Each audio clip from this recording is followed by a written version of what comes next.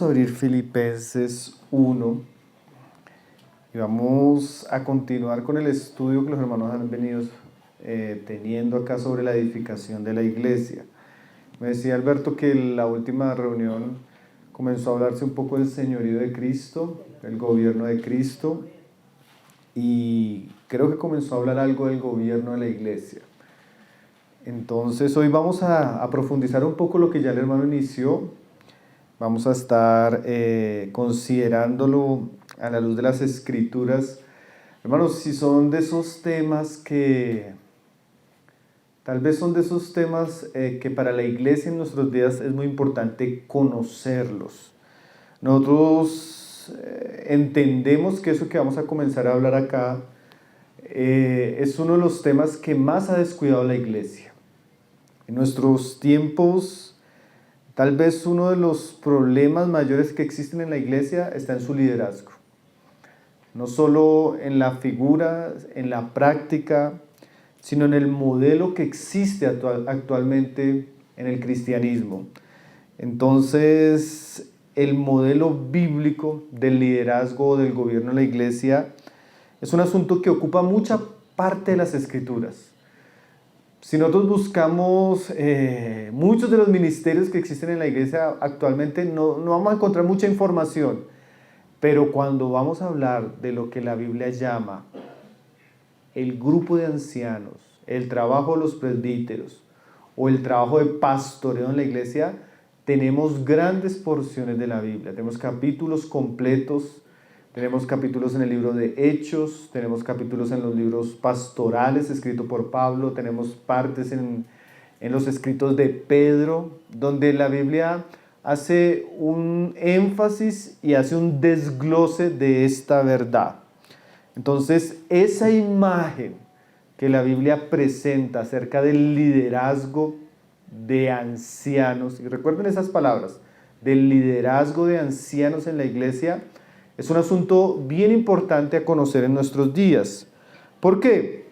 Porque ustedes se van a dar cuenta, cuando estudiamos 1 Timoteo, algo lo vimos, y es que cuando Timoteo tiene que corregir los problemas en la iglesia, el primer problema que él tiene que corregir serio es los líderes de la iglesia, los ancianos de la iglesia. ¿Por qué? Porque si una iglesia en un aspecto tiene un liderazgo que no se conforma a las Escrituras, eso va a tener un efecto en toda la iglesia.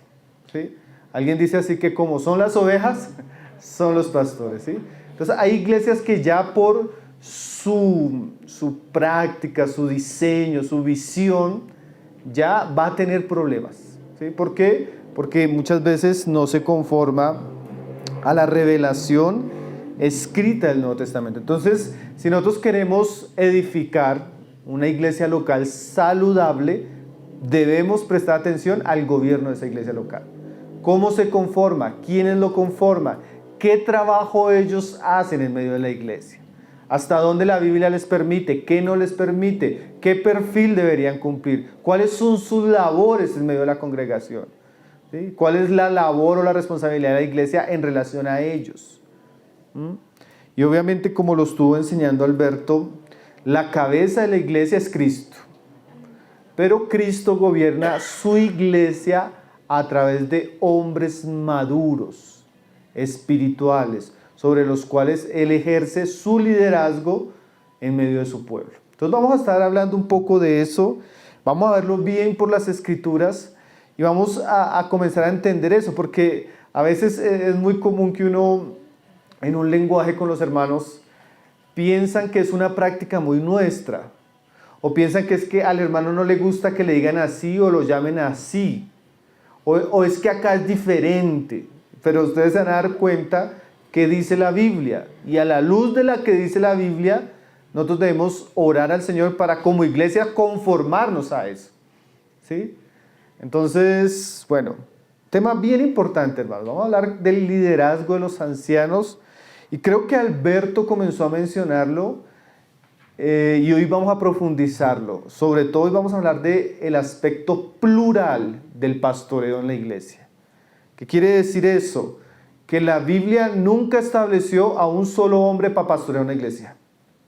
Eso es totalmente contrario al diseño de las Escrituras. Y vamos a ver por qué.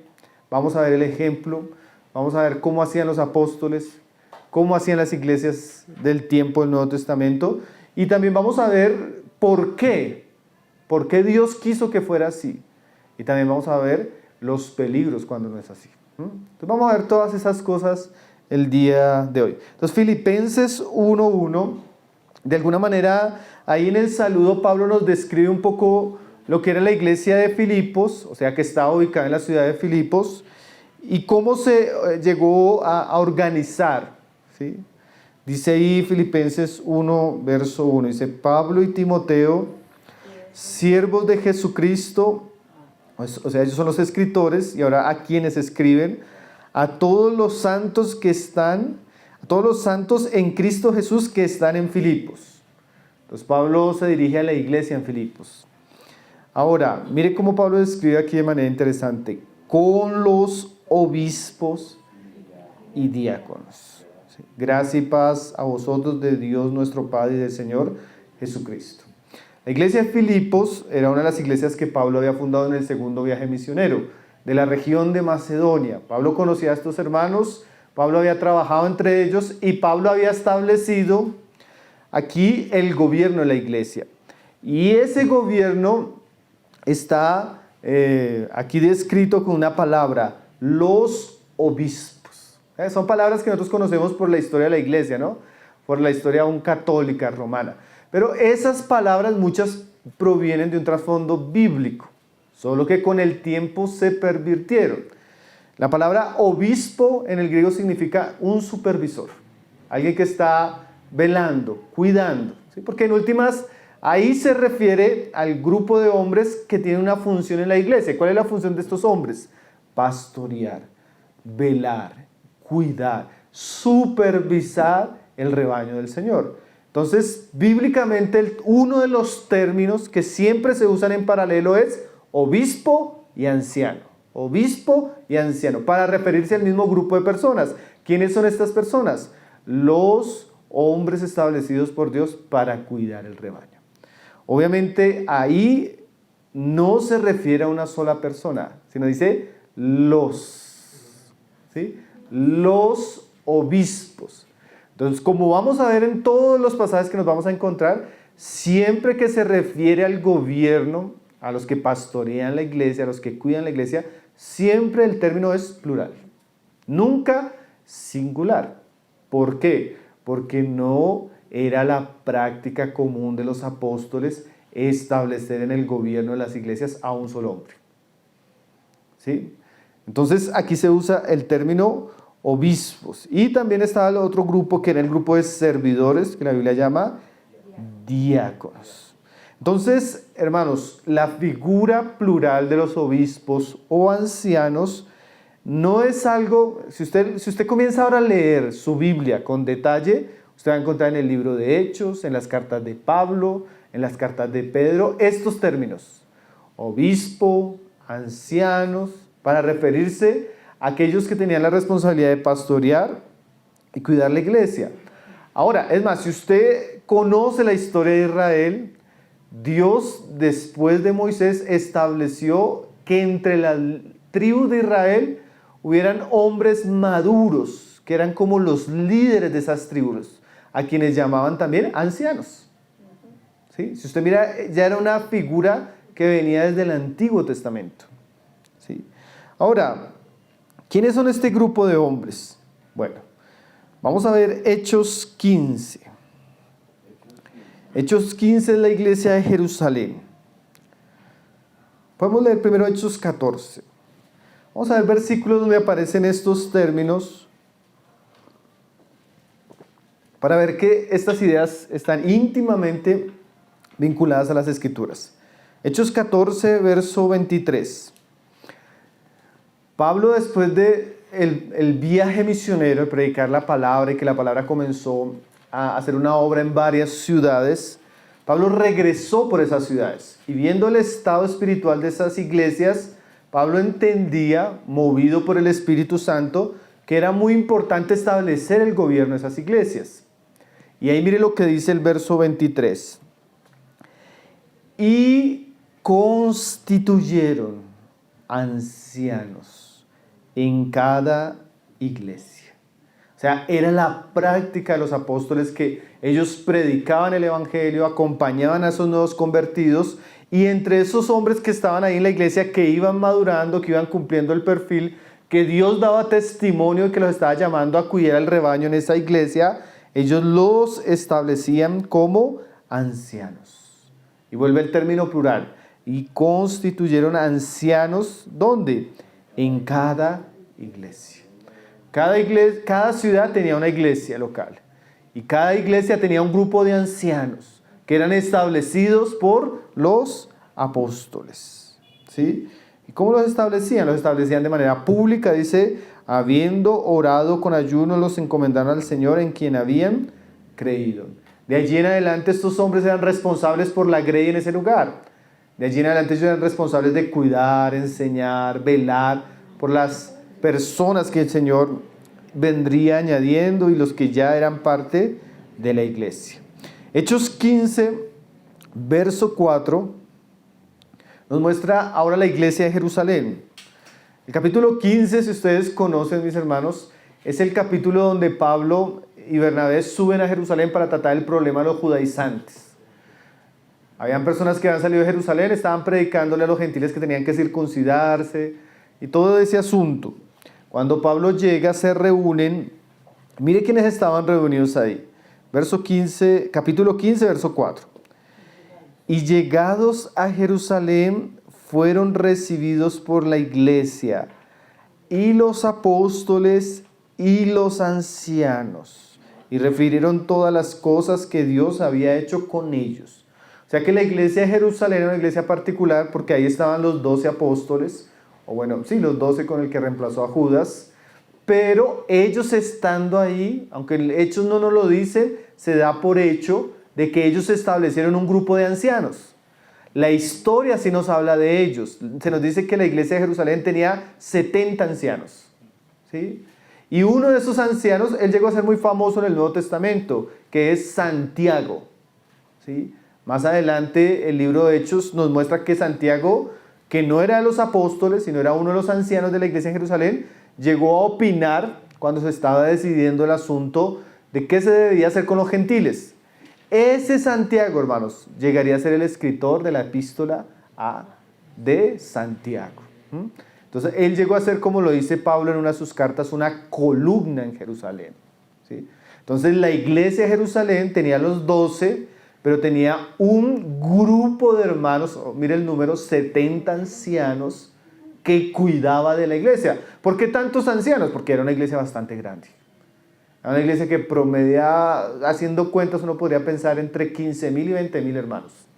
Entonces, obviamente, entre más hermanos, más pastores para esa grey, ¿sí? Entonces, más ancianos o más obispos. Ahora, como lo vamos a ver de pronto en otras reuniones, el término obispo tiene que ver con supervisión. El término anciano tiene que ver con madurez espiritual, ¿sí? Esta persona tenía que ser una persona no anciana de edad, sino era alguien que no se habla de edad, se habla de madurez espiritual. Y obispo se habla de que él tiene la responsabilidad de cuidar la grey.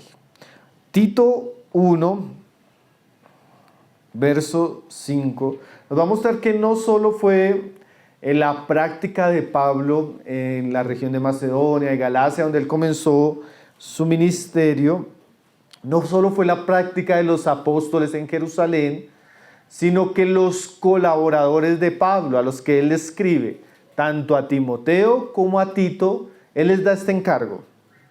Dice ahí Tito 1, verso 5. Por esta causa te dejé en Creta. O sea, Pablo le muestra que principalmente la causa por la cual lo dejó en Creta, que Creta era como una isla que tenía varias ciudades.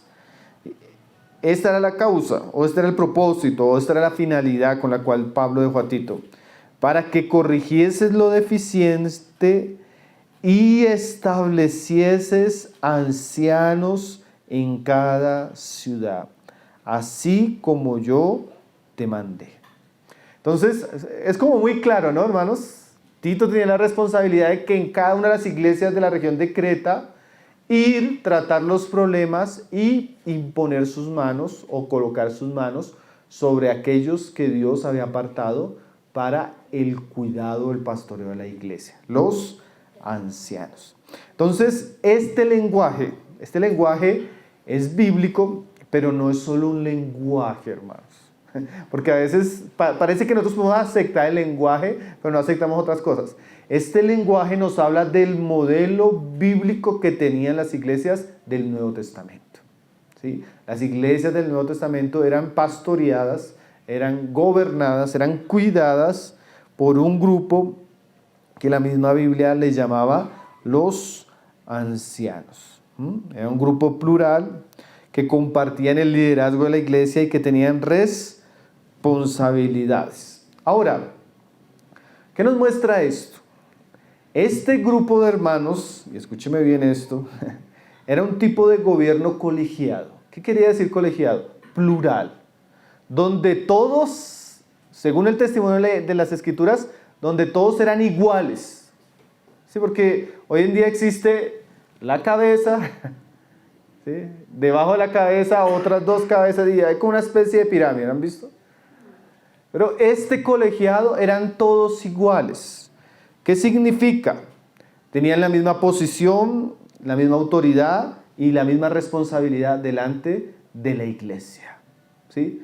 Y eso ahorita vamos a ver por qué es importante entenderlo. Era un gobierno colegiado, corporativo, ¿sí? Como alguien decía, como un tipo de liderazgo múltiple, ¿sí? ¿Y qué sería lo contrario? Pues el liderazgo unitario o el gobierno monárquico, ¿sí? O el mando unipersonal que puede existir en otros ambientes eclesiásticos. Entonces, estos hombres tenían la misma autoridad, tenían la misma responsabilidad y debían tener el mismo respeto de la iglesia. Y ellos debían tratarse entre ellos como pares, ¿sí? Cuando nosotros vemos el gobierno que el Señor estableció en su iglesia, es un gobierno que lo represente. Y miren estas figuras tan interesantes: en comunión, en unidad, en sujeción mutua, ¿sí? Y eso es bien importante, hermanos. Esas palabras, de pronto ahorita que comencemos a ver los pros y los contras de esas palabras son muy importantes.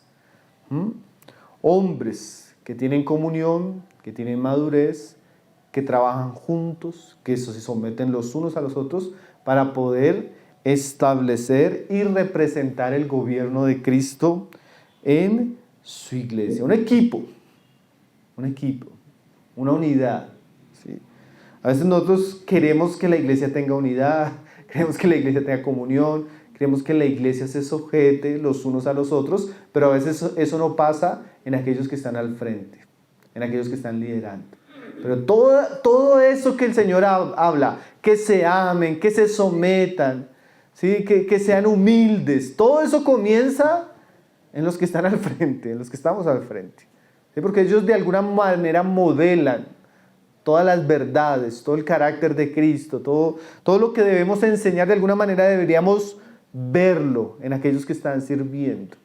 Ahora, obviamente como lo hablábamos el día, hermano, que estábamos hablando de los dones y de la función de cada miembro, este grupo de ancianos, aunque todos son iguales, todos tienen la misma autoridad, todos tienen la misma posición, no todos son iguales en un sentido. Iguales en posición, diferentes muchas veces en lo que son como miembros. ¿Qué quiere decir eso? Aunque tenemos un colegiado de ancianos o un grupo de ancianos, vamos a encontrar que en este grupo de hermanos puede que algunos tengan unos dones y otros. Puede que algunos tengan más experiencia que otros. Puede que algunos sean más ungidos en algún aspecto que otros. Pero escúcheme bien, aún así son iguales a los otros. Entonces ahí hay esa unidad, pero hay diversidad. Y eso uno lo va a encontrar, por ejemplo, cuando el libro de Hechos describe la iglesia en Antioquía. Ustedes leen ese pasaje en Hechos 13. Había pastores y maestros en Antioquía. No, profetas y maestros. O sea, el grupo de ancianos tenía hermanos que eran en su ministerio más profetas y otros eran más maestros. Y entonces estaban tal y tal y tal, y entre ellos estaba Bernabé y Pablo. ¿Sí? Cuando usted va a leer más adelante, se dice que cuando Pablo viajaba con Bernabé, Pablo era el hombre de la palabra, el que predicaba. Bernabé era el hombre más de, como dice el libro de Hechos también, que consolaba, que restauraba. Bernabé era más pastor, Pablo era más predicador. Pero cuando estaban en Antioquía, ambos eran parte del gobierno de la iglesia. Entonces, ¿qué significa eso, hermanos? Iguales, pero con llamados, con dones, con madurez diferente por causa de cada uno. Pienso que tal vez una de las imágenes más interesantes que nos muestra esto es el grupo de discípulos que el Señor apartó. Eran 12, todos apóstoles. Ahí no había un apóstol más apóstol que los otros. ¿Sí? No, porque el catolicismo habla de que Pedro era el obispo de los obispos. Esa figura no existe en la Biblia. Pero sí es cierto que entre los 12, aunque todos eran llamados por el Señor, por ejemplo, Pedro tenía un liderazgo muy particular. Pedro se ponía en pie con los otros. Ese pasaje es bien interesante, con los otros. Pero Pedro tenía más liderazgo. Entonces, en el grupo de ancianos podemos tener hermanos más maduros, con más liderazgo, con más, como lo vamos a ver de pronto en algunos pasajes, con más dedicación a la palabra que otros, pero en cuanto a posición, autoridad y trabajo, todos eran iguales. ¿Listos? Entonces, vamos a ver otras cosas que la Biblia nos enseña en relación a estos ancianos que son llamados a pastorear la iglesia. Ahí en primera Timoteo 2:11 dice así: este liderazgo colectivo, valga la aclaración, hermanos, porque es que en nuestros días toca hacer muchas aclaraciones. Valga la aclaración, era masculino. Era masculino. Siempre que la Biblia se refiere a ellos, era masculino. ¿Tienen ahí el pasaje? Veo a algunos durmiendo. No se me duerman. Vamos a abrir esa Biblia a ver si nos da vientico y nos ayuda a sobreponernos un poco el cansancio. Primera Timoteo 2:11. Mire lo que dice el pasaje. La mujer aprenda en silencio con toda sujeción, porque no permito a la mujer enseñar ni ejercer dominio sobre el hombre, sino estar en silencio. Bueno, estos pasajes son muy claros, ¿no? Pablo hablando del gobierno de la iglesia, el gobierno es masculino, porque la Biblia en el ambiente de la iglesia le prohíbe, le restringe a la mujer el gobierno. La mujer no puede enseñar a la iglesia en general ni ejercer dominio sobre el hombre. ¿Por qué? Bueno, ahí nosotros podríamos dar muchos argumentos, pero el mayor argumento es porque lo dice Dios. Para mí eso sería suficiente, ¿sí? Pero es una cuestión de diseño, es una cuestión de roles, es una cuestión de modelo, y el Señor así diseñó su iglesia. Y no solo eso, el Señor diseñó su iglesia para que sea cuidada por varios hombres, ¿sí? No solo un hombre, sino varios hombres. Y restringió a la mujer. Hay muchas cuestiones que en el contexto la misma palabra nos explica por qué. No es nuestro propósito. Simplemente valga la aclaración que cuando la Biblia habla de estos hombres, habla en masculino y da descripciones de hombres. Por ejemplo, ahí en el capítulo 3, verso 1 dice: palabra fiel si alguno, ahí no dice si alguna, sino si alguno, ¿no? Anhela obispado, buena obra desea, pero es necesario que el obispo masculino sea irreprensible, marido de una sola mujer, sobrio. Una descripción de hombres, ¿cierto? Entonces es obvio, hermanos, que Dios tiene un diseño para su iglesia. Nosotros no podemos conformar la iglesia a la cultura de la época. No, es que en esta época está en auge la revolución, la liberación femenina. Esos son vientos de doctrina. Pero la iglesia no puede moverse de su posición en Cristo, de su posición en la palabra, para seguir el camino que está siguiendo el mundo. Un mundo que cada vez está más desestructurado. Un mundo que cada vez más se aleja del diseño de Dios. Entonces es importante que nosotros entendamos eso. Ahora, viendo que es un trabajo colectivo, corporativo, masculino, Ahora vamos a ver por qué es un trabajo mutuo, colectivo, y la importancia de eso en cuanto a la edificación de la iglesia. Entonces vamos a ir a 1 de Pedro, capítulo 5, verso 5. Aquí vamos a comenzar a ver las cosas importantes, hermanos. ¿Por qué Dios escogió que el gobierno de la iglesia, en vez de ser o caer en manos de un solo individuo, cayera en manos de un grupo de hombres? O podríamos decirlo así también, ¿por qué Dios escogió que cayera en un grupo de hombres y no en una sola familia? A veces el pastoreo en la iglesia es el esposo, la esposa y después los hijos, y después parece hereditario, ¿cierto? O una empresa, ¿no? Presidente, vicepresidente. ¿Sí? ¿Por qué Dios escogió que fuera plural? Una pluralidad de iguales que se sujetan a Cristo y deben representar a Cristo. Bueno, aquí miren lo que dice 1 de Pedro 5:5. Dice, igualmente jóvenes, el contexto viene hablando de los ancianos. Dice, estad sujetos a los ancianos. Los jóvenes de la iglesia tienen que sujetarse a las autoridades de la iglesia. Pero después dice, y todos, o sea, los mismos ancianos de la iglesia, ¿qué deben estar? Sumisos unos a otros. ¿Por qué es tan importante el gobierno colectivo? Bueno, porque el gobierno colectivo nos permite aprender a trabajar en comunión y en sujeción. Y eso es muy importante, porque de alguna manera, como veníamos diciendo, nos da la oportunidad de aprender muchas cosas que el Señor enseña en muchos aspectos. Pero este trabajo es un trabajo mutuo. ¿Qué significa? Aprendemos que la iglesia no nos tiene que seguir a nosotros, sino que aprendemos que la iglesia tiene que seguir primeramente al Señor. Y nuestra responsabilidad es estar juntos delante del Señor, sumisos los unos a los otros, para escuchar al Señor y poder guiar a la iglesia en torno a lo que el Señor enseña. Entonces, el gobierno es plural porque en ese gobierno debe haber comunión, debe haber sujeción, debe haber compañerismo, ¿sí? Porque en toda la Biblia siempre nos muestra que son mejores dos que uno. ¿Sí? En toda la Biblia siempre nos muestra que hay más fuerza en la unidad, que nos cuida de peligros, que nos cuida de excesos, ¿sí? Entonces la sujeción mutua nos libra a nosotros, hermanos, y libra a la iglesia de nuestros desequilibrios, tal vez de nuestras interpretaciones erradas. Pone un peso, pone contrapesos. Porque es que a veces hay iglesias que son gobernadas por la decisión, el pensamiento, la disposición y la voluntad de un hombre, que nadie puede tocar, que nadie puede contradecir, que nadie puede cuestionar, porque Él es alguien que la Biblia nunca le ha dicho que Él deba hacer. ¿Sí?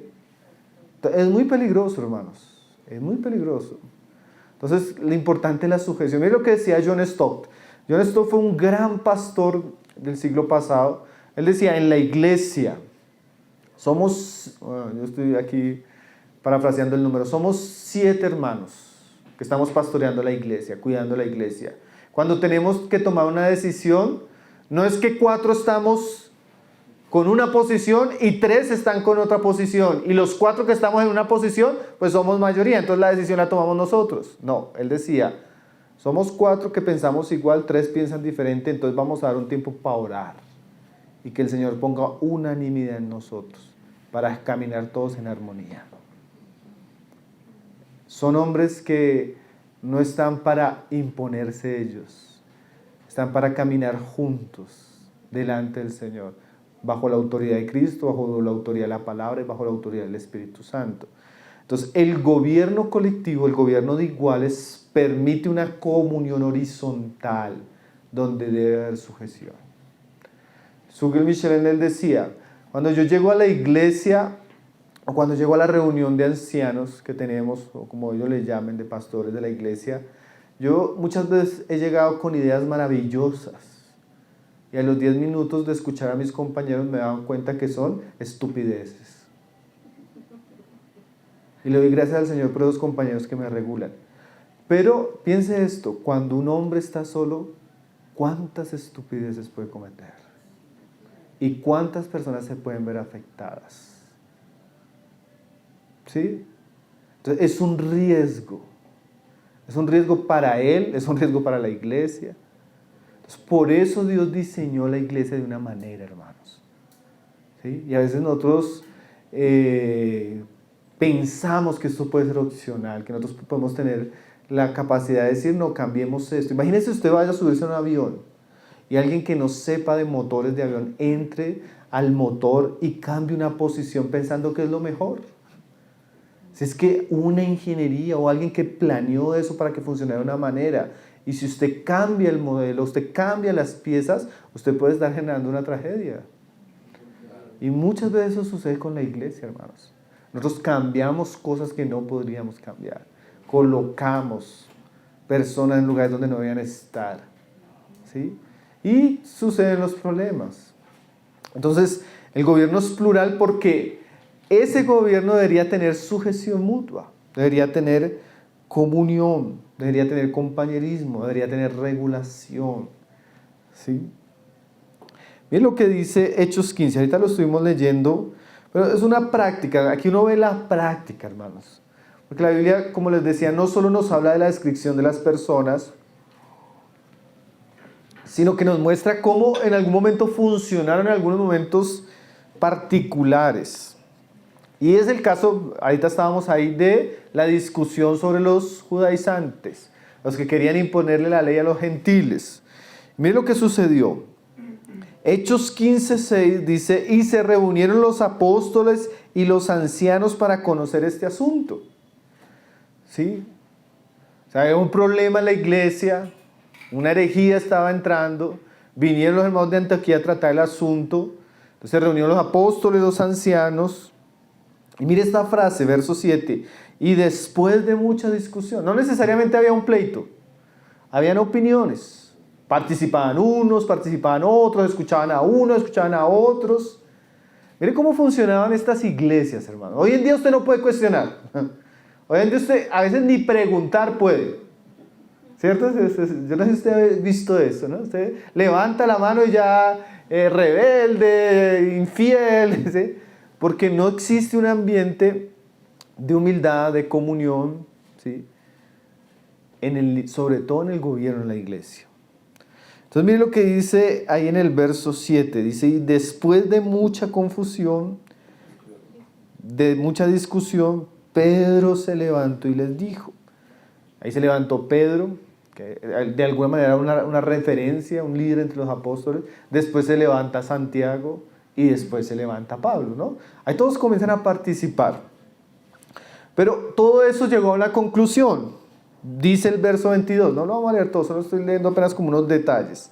Entonces mire lo que dice, entonces pareció bien a los apóstoles y a los ancianos, y después ellos lo compartieron a la iglesia, dice, con toda la iglesia, elegir de entre ellos varones y enviarlos a Antioquía con Pablo y Bernabé y Judas, que tenía por sobrenombre Barsabás, y a Silas, varones principales entre los hermanos. Dice el 25 más adelante, dice, nos ha parecido bien, mire estas frases, habiendo llegado a un acuerdo. No fue Pedro, no fue solo Santi, fue un concilio de hombres que Dios había puesto, que escucharon el asunto, discutieron el asunto, oraron por el asunto y llegaron a un acuerdo. Hermano, la dirección de la iglesia debería ser así. La dirección de la iglesia debería ser así. Los problemas de la iglesia deberían tratarse así. Las disciplinas de la iglesia deberían tratarse así. Los proyectos de la iglesia deberían tratarse así. Un grupo de hermanos que Dios estableció, que Dios está levantando, que pueden reunirse, que pueden orar juntos, que pueden tratar los asuntos juntos, que pueden decidir delante de Dios, delante de Cristo, juntos. Dice, a veces, hermanos, yo he escuchado casos tristes. Pasó algo en la iglesia, el pastor se indignó, cogió el domingo y expulsó al hermano. La iglesia no sabe por qué, él no lo habló con nadie, no hubo testigos, nada de eso. Simplemente fue una indignación personal. Se levantó con una visión, que vamos a comprar eso. ¿Con quién lo habló? ¿Con quién lo consultó? Se levantó, tuvo un sueño, estableció a fulano pasé. ¿Con quién lo habló? ¿Con quién se sujetó? ¿Sí? No, que el Señor me mostró, pero es que ese Señor me mostró puede ser el Señor de su propio corazón. ¿Sí? Entonces por eso la Biblia habla de esto y nos deja ejemplos. ¿Sí? Y mire cómo ellos hablan. Ese es el lenguaje de Lucas aquí en Hechos, es bien interesante. Habiendo llegado a un acuerdo, elegir varones y enviarlos a vosotros con nuestros hermanos Bernabé y Pablo. Entonces, así funcionaban, en mutualidad, en comunión, en unidad, en armonía. Entonces, es muy importante que nosotros veamos este gobierno porque así Dios lo estableció y es mucho más saludable para ellos y para la iglesia. ¿Qué más? Ven lo que ya desde el Antiguo Testamento hay algo que Dios habló a través del suegro de Moisés. Éxodo 13. Desde allí comienza a surgir esa idea de que en el pueblo de Dios no debía haber solo un guía. Obviamente Moisés tuvo un ministerio único. Entonces hay hermanos que dicen, hermanos, pero en aquella época había un Moisés, había un legislador. En los días actuales debe haber. Claro, debe haber y ya lo hay, es Cristo. Él es el legislador de la iglesia, Él es la cabeza de la iglesia. ¿Sí? Él es el único que puede ocupar esa posición así como Moisés. Pero el mismo Moisés aprendió que él tenía que delegar. Y así Cristo estableció en su iglesia un gobierno delegado. ¿Y por qué? El primer asunto es para guardarnos en un ambiente de comunión. El segundo asunto es porque, hermanos, ya lo habíamos mencionado aquí en una reunión, es imposible. Cuando uno ve las funciones y el trabajo de los ancianos, de los obispos que pastorean la iglesia, es imposible que un solo hombre lo pueda hacer. Por más dones, por más capacidades, por más unción que él tenga. Es imposible. ¿Sí? Es una obra que va a ir mucho más allá de nuestras fuerzas, capacidades. Entonces mire lo que le dice el Señor a Moisés a través de su suegro. Él le pregunta qué está haciendo. Vamos a leerlo rápido. Dice Éxodo 18:13. Aconteció que el día siguiente se sentó Moisés a juzgar al pueblo y el pueblo estuvo delante de Moisés desde la mañana hasta la tarde. Imagínense. Puros problemas. Desde la mañana hasta la tarde. Casi 1 millón de personas, hermano. Si yo a veces me pongo a hablar con los hermanos, digo, y hermanos, yo no sé ustedes, pero yo ya abandoné hace tiempo ese deseo de tener una iglesia grande. ¿Por qué, hermano? Porque entre más hermanos, más problemas. Y a veces uno está lidiando con 2 o 3 problemas a la semana y eso anda con un dolor de cabeza y no sabe cómo lidiar con eso. Yo no me imagino a Moisés todo el día, hermanos. Y problema tras problema y problema tras problema.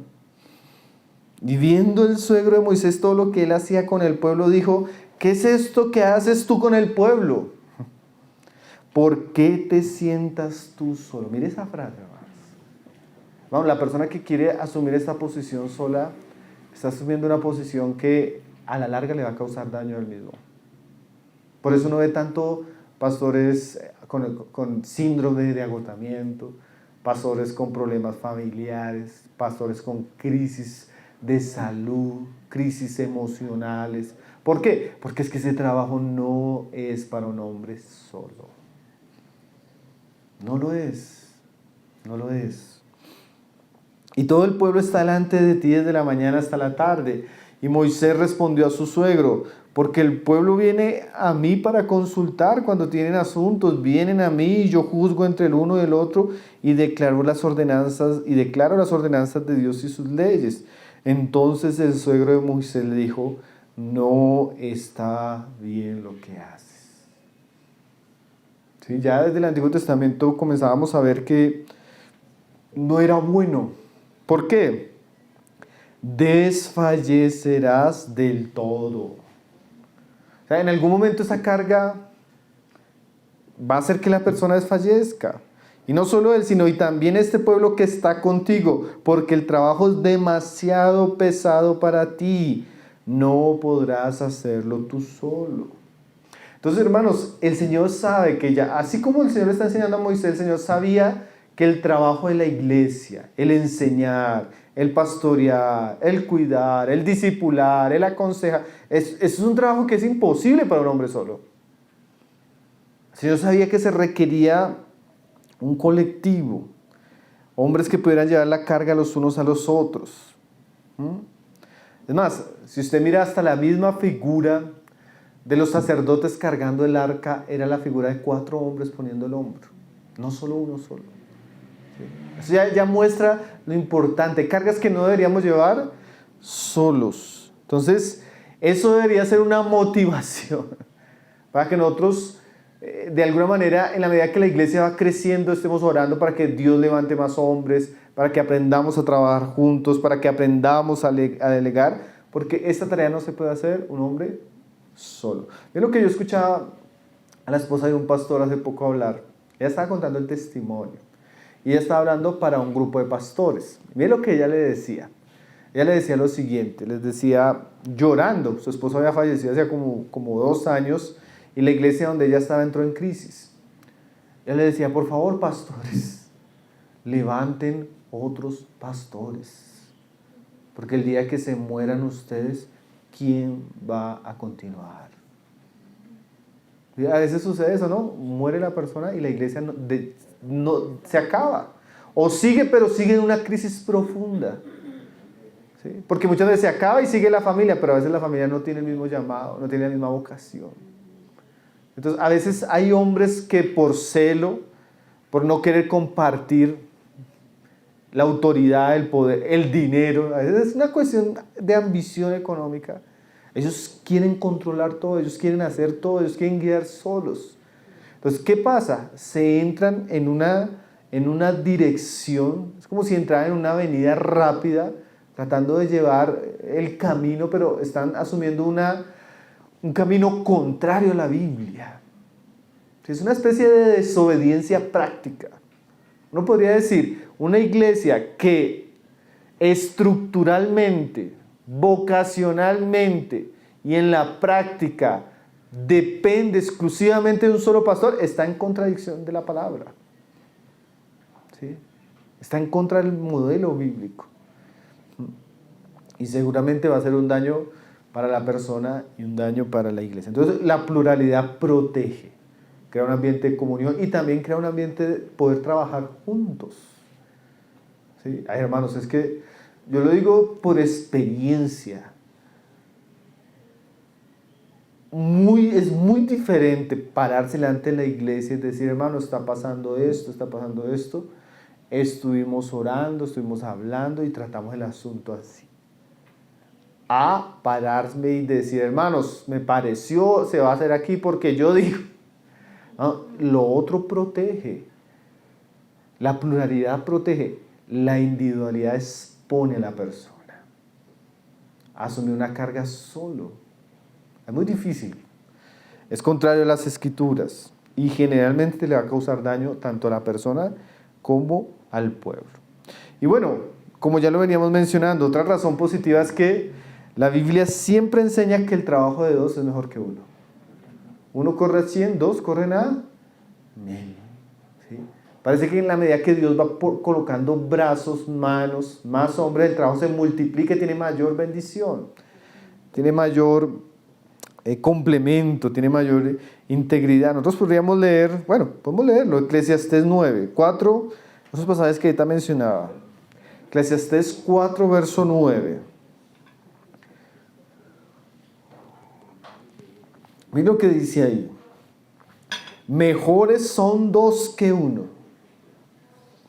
Y si son mejores 2 que 1, mejores 3 que 1, ¿cierto, hermano? Mejores 4 que 1. Eclesiastés 4:9 dice, porque tienen mejor paga de su trabajo.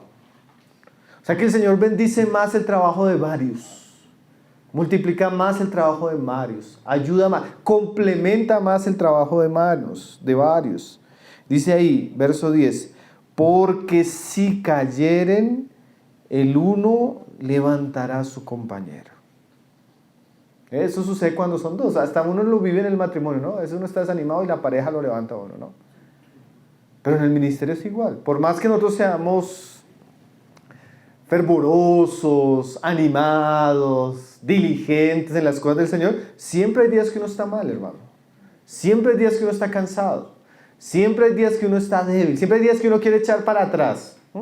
A mí me ha pasado muchas veces que comienza el año y uno viene en un año tan agotador que uno como que ya no quisiera ni iniciar el año y uno como que comienza a hacer plan. Y no, hermano. Pero qué bueno es tener un hermano o dos hermanos o tres hermanos que le dicen, no, hermano, vamos a hacerlo. En el nombre del Señor, esa es nuestra tarea. Yo hago esto, yo hago esto, yo hago esto. Y eso como que usted siente que mejor son dos que uno. Ahora cuando usted está desanimado, cuando usted está siendo tentado y usted está solo. Yo tuve un caso, hermanos, triste en una ciudad. El pastor cayó en pecado. Todos sabían, pero nadie lo podía confrontar. Porque era una persona tan ahí que no daba para confrontarlo. ¿Qué preferían hacer los hermanos? Irse de la iglesia. Irse de la iglesia. Y todos sabían. El sinvergüenza estaba con la secretaria. Todos lo sabían. Pero nadie le podía ayudar. ¿Por qué? Porque era una figura ya casi intocable. Entonces, cuando yo tengo pares, esos pares me pueden advertir, oiga hermano, tenga cuidado cómo se relaciona con las mujeres de la iglesia. Oiga hermano, cuidado con esa consejería. Oiga hermano, no lo vemos con su esposa. Oiga hermano, ¿por qué sus hijos están en esto? Oiga hermano, tenga cuidado con lo que está enseñando. Ese tipo de conversación protege. Cuando yo no tengo nadie que me levante, que me advierta, yo estoy expuesto. Y hermanos, en un sentido, siempre los que están al frente siempre están más expuestos. Siempre. Entonces, qué bueno es cuando yo estoy con otros, que así sea. Cuando caigo, dice ahí, el uno levantará a su compañero. Pero mira esa frase, ay del solo. Esa frase no, cuando la Biblia dice ay, realmente es ay. Ay del solo, que cuando cayere no habrá segundo que lo levante. Entonces la pluralidad nos da la oportunidad de tener hermanos que nos sostienen, que nos levantan, que nos ayudan, que nos animan. Como mire, como dice ahí, que nos calientan. Dice también si dos durmieren juntos, se calentarán mutuamente. Mas ¿cómo se calentará uno solo? Todos relacionamos el pasaje al matrimonio, pero la idea de Eclesiastés es cuando digamos una persona iba en el desierto, con ese frío, una persona solo prácticamente se podía morir. Pero cuando eran dos viajeros, el uno se pegaba al otro y se calentaban juntos. A veces uno necesita la compañía. A veces uno necesita desahogarse, que lo escuchen, que lo ayuden. Y qué mejor que compañeros. Qué mejor que compañeros. Entonces todo esto es importante, sobre todo en el liderazgo de la iglesia. Porque hay del solo. Entonces la pluralidad da comunión, da sujeción, da acuerdo. La pluralidad nos guarda del cansancio, del agotamiento, nos guarda llevar una carga exclusivamente nosotros, y la pluralidad nos permite un trabajo más bendecido, más protegido.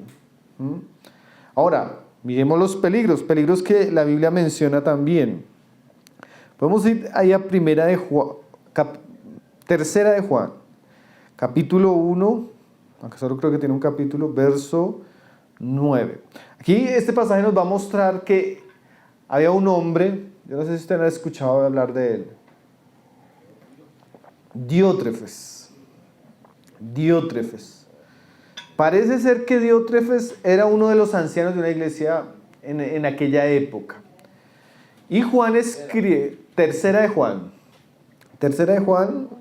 1:9. Y Juan va de alguna manera a condenar algunas actitudes y prácticas de este hombre. Este hombre fue el primer pastor cabeza de la iglesia, o por lo menos eso pretendía, ¿no? Y su práctica Juan la confronta, la denuncia, la señala. Mire lo que dice de él. yo he escrito a la iglesia, pero Diótrefes, el síndrome de Diótrefes. ¿Qué pasa con Diótrefes? Al cual le gusta tener el primer lugar entre ellos. Ahí está, ¿sí? Diótrefes quería ser el obispo de los obispos, el pastor principal de la iglesia, ¿sí? Y de alguna manera, hermanos, él ejercía un control y un dominio sobre la iglesia que Juan va a denunciar acá. Dice, no nos recibe. Por esta causa, si yo fuere, recordaré las obras que hace parloteando con palabras malignas contra nosotros. O sea, cuando tenía que predicar, Diótrefes comenzaba a hablar contra los apóstoles, ¿sí? Y no solo eso, dice, y no contento con estas cosas, no recibe a los hermanos. ¿Él qué hizo? Él hizo de la iglesia como un lugar privado para él. ¿Sí? Ese pastor que le prohíbe a los cristianos tener comunión con otros cristianos, ¿no? Ese Diótrefes, ese espíritu. Dice, y los que quieren recibirlos, se los prohíbe. Y mire, y los expulsa de la iglesia. Así son esas actitudes tiránicas, autoritarias. Esta es mi iglesia. Si no le gusta, se va. Así. ¿Sí? Si no está de acuerdo, se va. Es ese espíritu. Por eso la pluralidad protege de estas cosas. ¿Sí?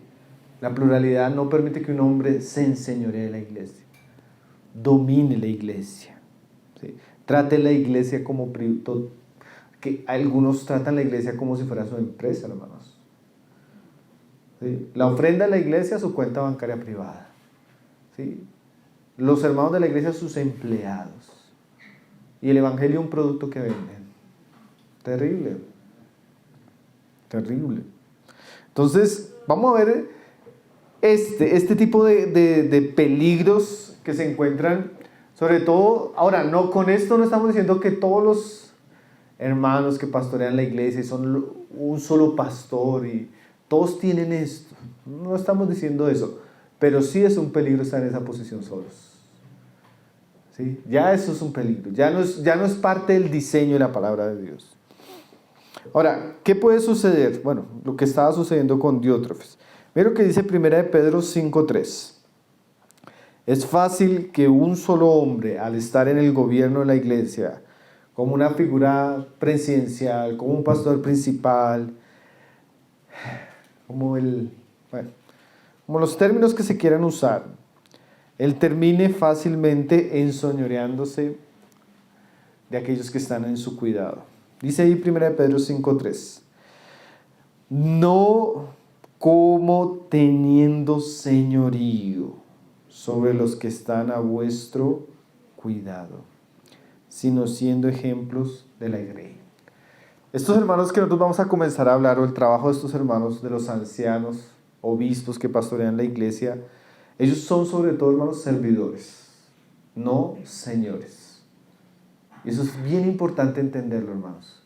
Dios los pone para representar su autoridad, para servir, no para ser autoritarios. Hay un lenguaje que usa Paul Tripp. Él dice, líderes siervos, no líderes señores, que es diferente. ¿Sí? No solo en los términos, en la práctica. Ellos están puestos ¿para qué? Para servir. ¿Y qué es servir? Trabajar.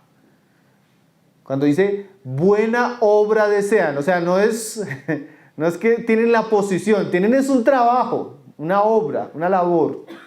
Pues son siervos. Y aquí Pedro dice que no como teniendo señorío. Hermano, cuando usted escuche ese lenguaje de señorío, ¿cuál es el lenguaje de señorío? Ustedes son mis ovejas. ¿Está escuchando eso? Esta es mi iglesia. Eso es señorío. Es que acá se hacen las cosas con... Eso es señorío, hermanos. Ningún hombre de Dios hablaría así. Ningún verdadero hombre de Dios hablaría así. Ni actuaría así. Porque eso va en contra totalmente del Espíritu de Cristo y de la enseñanza de la palabra. No como señores, no teniendo señorío sobre los que están a vuestro cuidado. ¿Sino qué? Sino siendo ejemplo. Entonces el problema de una figura única es que existe la tentación, hermano, de volverse un señor. Existe la tentación de alguna manera de tener la tendencia a querer gobernar la iglesia a su voluntad, a su conveniencia, a su entendimiento. ¿Sí? Entonces eso puede llevarlo a tratar a la iglesia como propiedad propia. ¿Sí? Eso es muy peligroso. Cuando una persona comienza a enseñorearse, generalmente hay dureza, hay rigor, hay una especie de dictadura espiritual. Entonces, hermanos, esto también es importante. La verdadera autoridad espiritual nunca es impuesta. Siempre es reconocida. ¿Qué quiere decir eso? Alguien que tenga autoridad del Señor no tiene que llegar a decir, es que yo soy. Porque si tiene autoridad, la gente lo percibe. Porque es espiritual. ¿Y en qué se basa su autoridad? En su trabajo. En su trabajo. En la gracia que el Señor le da, en el respaldo que Dios tiene. Cuando yo comienzo a decir, es que yo, ahí ya estoy en la carne. Ahí yo estoy imponiendo una autoridad, pero que no es espiritual. Y ahí es donde comienzan los daños, los perjuicios, el abuso, la manipulación, porque todo esto a veces está vinculado, ¿no? Miren lo otro que dice Hechos 20, verso 30. Pablo advirtiendo de los hombres que iban a entrar a la iglesia y la característica de estos hombres. Hechos 20, verso 30. Entonces, primer peligro que vemos ahí en Pedro, autoritarismo. Segundo peligro, Hechos 20, verso 30. Dependencia. Cuando generalmente existe un solo hombre, sin darse cuenta, la gente comienza a depender. Y hay una dependencia, alguien usaba un término fuerte, pero que encierra de alguna manera una gran verdad. Dependencia idolátrica. ¿Sí? Que un hermano me contaba en estos días unos meses atrás, que él se congregaba en una iglesia aquí en Bogotá, y en esa iglesia, hermanos, le hicieron un atentado al pastor. Y no murió, gracias al Señor, hace muchos años. Pero entonces el hermano del pastor, hablando en una reunión con él, le dijo así, ¿qué hubiera sido de la iglesia? Esa frase, ¿no, hermanos? ¿Qué hubiera sido? Hermanos, ese lenguaje es tan peligroso, hermanos, porque de alguna manera damos a entender que la iglesia depende de un hombre. Y eso es, hermano, depende de un hombre, pero ese hombre es Cristo. Amén. Y Él está sentado en el trono, viviendo para siempre. Pero la iglesia no depende de nosotros. Mire lo que decía Pablo de esos hombres que iban a entrar a la iglesia. Dice ahí, Hechos 20, versos 30. Y de vosotros mismos, o sea que esto puede, entre nosotros mismos pueden suceder estas cosas. Se levantarán hombres que hablen cosas perversas. Y mire cuál es la maldad de estos hombres. Dice, para arrastrar, ¿a dónde? Tras sí a los discípulos. O sea, eran hombres que iban a llevar a los hombres no a Cristo, sino tras sí. Hombres que iban a producir seguidores de ellos. ¿Sí? Entonces, a veces cuando existe una figura única, principal, demasiado llamativa, es muy fácil que los hombres quieran ir en pos de él. ¿Sí? Se genera esa dependencia, esa idolatría. Ahora, hay lugares, hermanos, donde definitivamente no se lleva ni se enseña a las personas a vivir a Cristo, a buscar a Cristo, a sujetarse a Cristo, sino a los líderes. ¿Sí? Y eso, es que a veces venimos de contextos donde uno lo ha escuchado. Dígame, yo lo hago. ¿Qué hago, hermano Pablo? Compro, vendo, me caso. ¿Acaso yo soy el Espíritu Santo, hermana? ¿Acaso yo tengo que responder por usted o decidir por usted? ¿Qué puedo hacer yo? Yo debo abrir las escrituras, darle tal vez un consejo, pero usted tiene que ir a Cristo mismo. Orarle a Él, pedirle al Señor a Él. Es que hoy en día la gente, algunos promueven esto, pero también es una tendencia natural de nosotros, hermanos. De exaltar, de llevar las personas a nosotros o de ir en pos de otros, ¿sí? ¿Te acuerdas lo que pasaba en la iglesia de Corintio? Yo soy de Pablo, yo soy de Apolo, ¿de quién es usted? Y Pablo les pregunta, ¿acaso Pablo murió por ustedes? ¿Fueron bautizados en el nombre de Pablo? Es muy peligroso, hermanos, cuando en la iglesia las personas son llevadas a los pastores, al ministerio y no a Cristo. Nosotros debemos enseñar a que las personas tienen que aprender a depender, a caminar y a seguir a Jesús. Esa es nuestra labor, decirles, es hacia allá, no hacia acá. Entonces cuando existen estas figuras, a veces las personas tienden a depender, a decidir. Es que yo he escuchado casos de que, no hermano, me casé mal, ya me divorcié. ¿Por qué se casó mal? No, porque el pastor me dijo con quién casarme. El pastor me dio una profecía con quién casarme. Y los resultados de ese tipo de prácticas son muy tristes. Además de que eso traen un tropiezo para el testimonio del Señor. ¿Qué más peligros pueden haber? Bueno, uno que la Biblia menciona mucho. Hechos 2, verso 3. La exaltación personal. Pero aquí Pedro decía, hermanos, dice Hechos, segunda de Pedro 2, 3. Perdón, no, segunda de Pedro 2, 3, perdóneme. Dice, segunda de Pedro 2, 3, dice, y por avaricia harán mercadería de vosotros con palabras fingidas. El otro problema, hermano, de verdad que esto es un gran problema y nosotros tenemos muchos testimonios en nuestros días de esto. Cuando el hombre es el único que está, el hombre hace con el dinero lo que quiere. Lo que quiere. ¿Sí? Yo recuerdo que estaba hablando con una hermana, ella se reunió un tiempo con nosotros, ella es la contadora de una iglesia, hermanos. Entonces ella nos contaba, porque venía escandalizando, entonces venía como a desahogarse, entonces contó muchas cosas. Entonces, imagínense, hermano Pablo, que, bueno, las ofrendas que entraban con sobrecitos entre la contabilidad. Pero el pastor, decía ella, el pastor se inventó un asunto que la fiesta de las primicias.